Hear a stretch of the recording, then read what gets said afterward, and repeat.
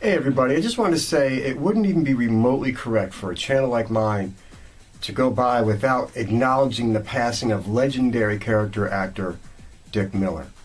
Dick Miller had an incredibly long career in Hollywood. He was in his first motion picture, Apache Woman, in 1955. Look how old I am. That was like 15 years before I was ever born, okay?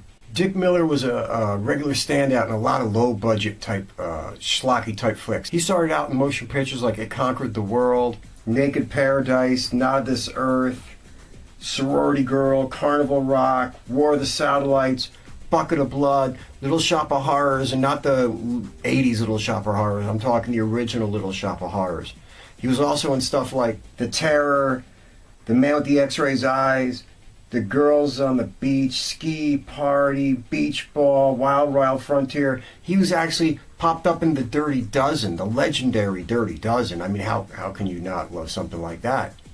He was in also Night Call Nurses, The Student Teachers, The Young Nurses, Fly Me, Big Bad Mama. How can you? Oh, come on, Angie Dickinson, Big Bad Mama. Dude, let us continue. He was in Candy Striped Nurses. He was in Summer School Teachers. He was in the amazing, legendary Death Race 2000 with David Carradine. And Sylvester Stallone, for God's sakes. I mean, how can you not love that? He was also in White Line Fever. He was in Vigilante Force, New York, New York, Corvette Summer, Piranha, the one from the 70s, not the funny later one, but the one from the 70s. He was in Rock and Roll High School. He was in, he was in Gremlins. And keep in mind, his acting career started 30 years before he played the crotchety old neighbor in Gremlins. That's how long Dick Miller had been around. He'd been married to the same woman since 1967.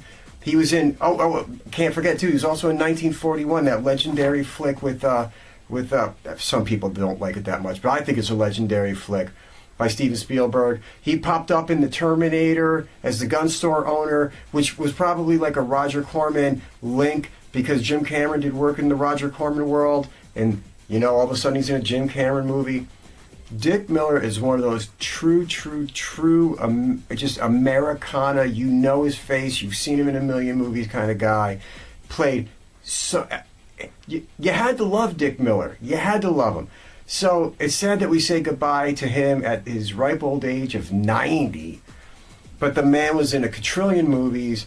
He was happily married since 1967. When do you see that happen in Hollywood? Or anywhere else for that matter.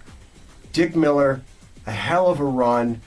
Tons and tons of great movies. Tons and tons of cool memories. God bless him. Happy journey, sir. Life well lived. Peace out, everybody.